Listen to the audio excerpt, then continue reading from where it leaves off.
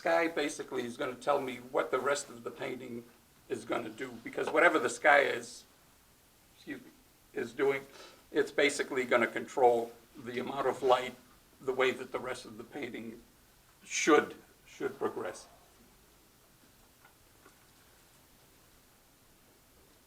This is the same palette. I bought this palette at the art room in Chelmsford 40-something years ago, and it's the same one. I've been using this one ever since.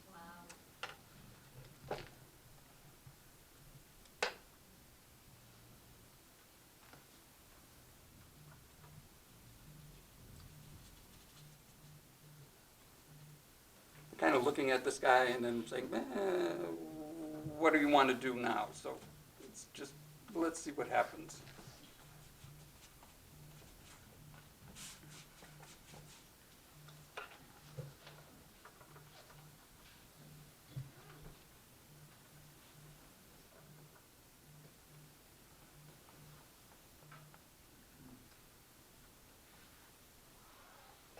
You usually work with photographs? I can work from photographs or from drawings, from plein air. I don't have a particular preference, though I'd much rather paint in my studio than paint outdoors. Absolutely. It's just, I understand that I go out and I will take photographs, do drawings on location, and bring those back and take them to the studio. But I'm okay with the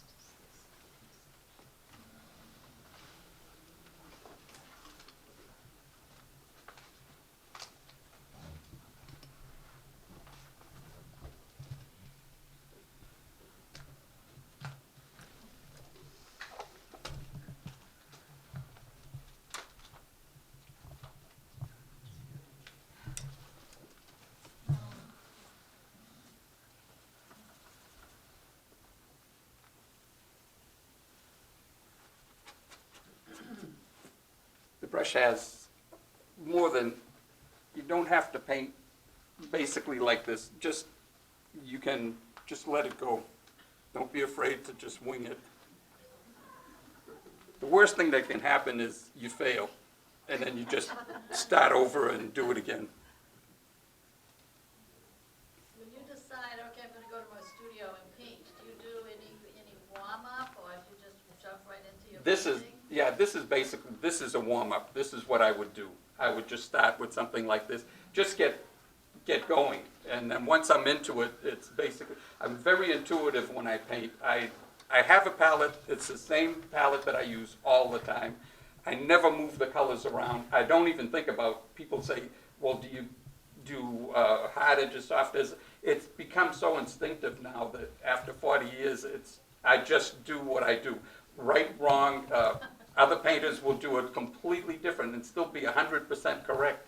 There's so many ways that you can attack a painting or create something. You just find what you want to say about it, about a landscape, about art, or whatever you feel that day. You don't feel good, you're probably going to paint something that's not a happy painting. When you're feeling great, then everything is light and airy, and it's everything is right with the world. I don't listen to any politics because I'm afraid that what would happen if I even tried to paint. Black on the paper. Yeah.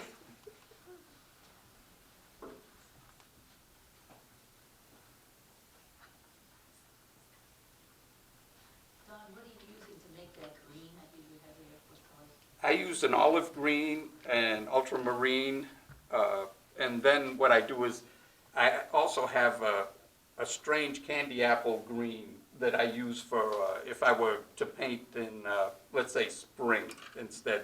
This would probably be an oil painting, but I'll show you what I mean by that green. I'll use the light green with lemon yellow, and that basically what could have been a winter scene can be something in spring now, just by adding that, and then I'll just come back and add other things in there. But any blues, any yellows, you can make green, and you can make greens that are extremely dark.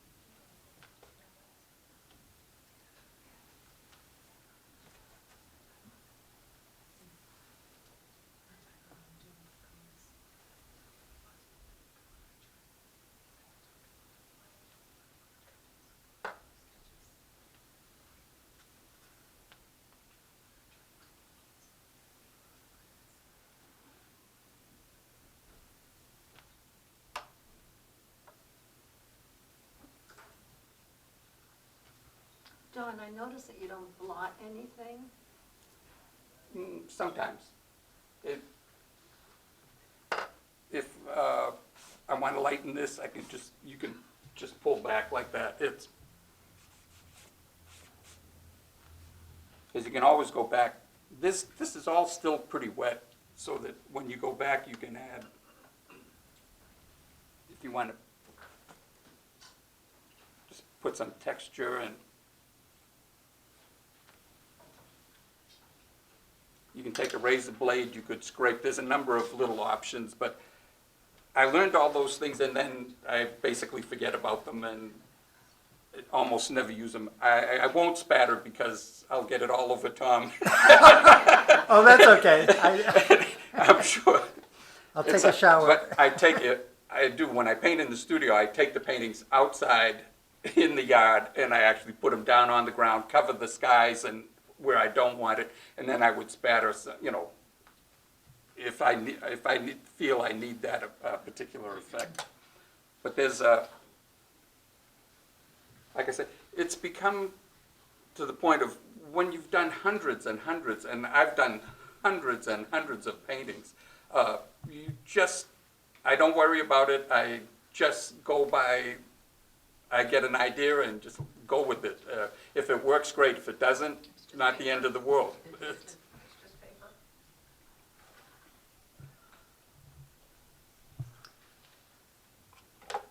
Did you say what paper you're using, Don? This is, I always use arches. It's either 140-pound cold press arches or it's the 300-pound.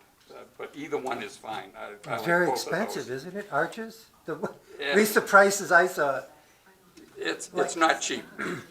But then again, It's all cotton, though, is it? Maybe. it's a 100% handmade Yeah. French It's good paper. paper. Yeah, it's excellent. Fabriano also makes a wonderful paper. Yeah, that's what I use. It's a little bit cheaper. It's whatever you get used to. If it works for you, that's fine. Use that. Yeah. Don't be afraid to the thing about artist grade paper or paints is you tend to not have to fight with it. If you buy student grade things, they're harder to work with. It's just Yes, not impossible, but it's just a little more difficult. yes, yeah.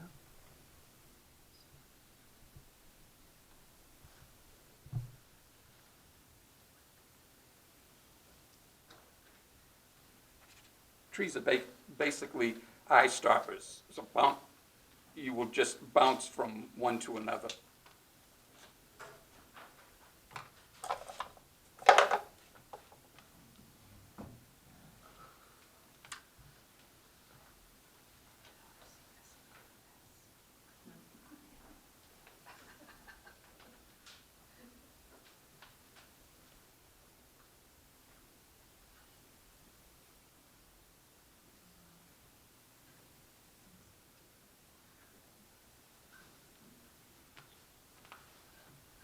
The reason I've chosen red, I've got a lot of variations of green all around it, so they complement each other, and instead of a gray house or something that's not in that family, Do you know what kind of red that is? Pretty dark red. there. cadmium. This is Oh, a cadmium red? cadmium red light. Oh.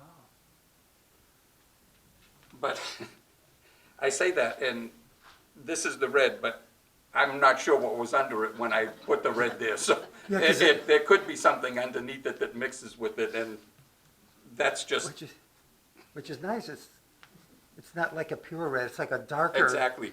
Yeah, almost like a exactly. brownish red or something.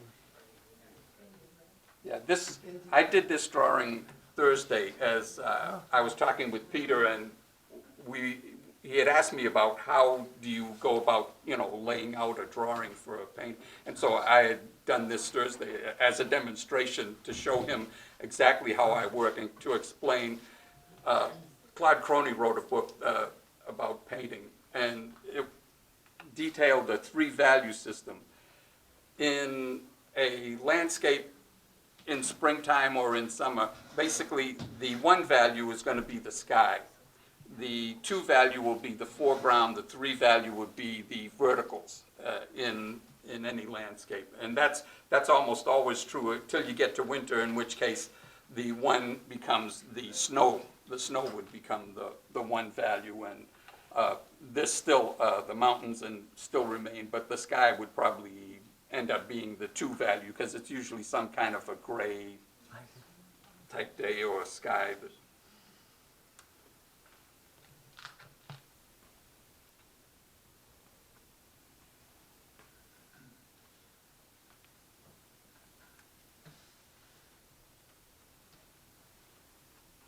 Now, do you do the same painting in oils, or how do you? I have done that on occasion. Every now and then I will take something that I like and try it. I don't, if I see something and I say, I want to paint this particular thing, I don't have this has to be in oil, this has to be white. I try it in both sometimes, and if I like the oil painting, there are certain things that I do in oil I could never replicate in my watercolors. And some things in watercolor I could probably never do in the oil painting. So it's, once I get to the easel and I decide, I'm doing watercolors today, I usually go through the whole day painting just in watercolors. Because it usually takes me a little while to get ramped up to paint in oils. It's a slower, more deliberate medium. I can't do in oils what I can do like in a watercolor in a short period of time. What a shame.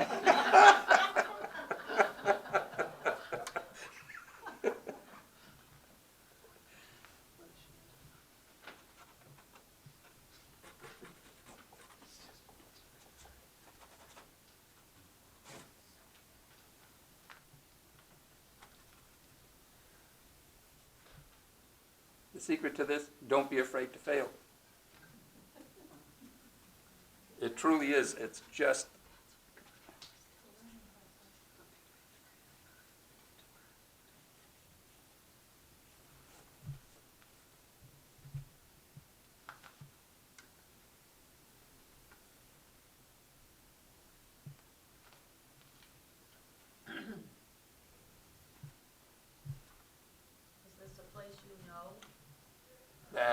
can't get there from here, I'm pretty sure. I have no idea what it is. I spent so much time looking at the landscape. I don't drive. My wife drives everywhere. My wife Jean drives me everywhere. I basically look out the window and I daydream as well. Oh, look at that. Look at that. And that's where the ideas are born.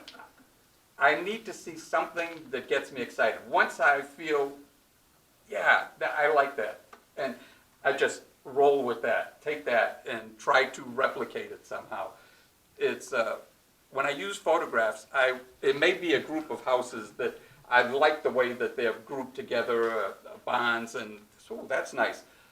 There's something about it. And that I will try to remember and recreate that scene. The rest of it, I usually just wing it. It could be whatever you want it to be at that moment in time. It's just try to get it back to when you're painting, to recreate the emotion that got you excited in the first place. If there's something, that first fire that you look at something, try to keep that in your mind, and then when you're painting, try to make that the center of interest, the thing that I want to recreate, that thing that I saw that got me excited. It could have been a red barn at 60 miles an hour, and I grab the camera and I go, click. And that little red blur, that's the thing that I remember, and it's that red against the green or something, just some type of emotion about a place. And one of the great things of living in New England has always been the weather changes so often. It's never stagnant. It's always something new. Every time you walk outside, the brooks, the places that I paint near my house, they change so often. It's just great to just walk down the street, stand there, and become inspired and try to recreate that when you go back in the studio.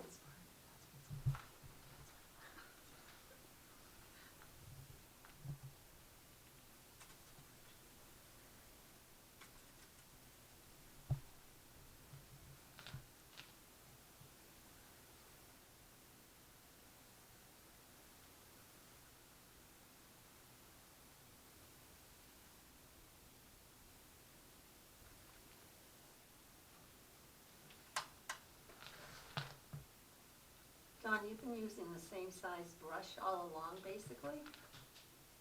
Yeah, I'm funny about that. Once I grab one, I start with this thing, this 1.5 inch brush, and once I put that one down, I usually sometimes go to this one, the squirrel hair brush, but it all depends how big the painting is. The same one, like a number 12, and then a number 6, and a rigger. So those 5 brushes are basically, those are the ones I use all the time. I have a whole house full of brushes, and for my watercolors, those are the ones I go back to time and time again.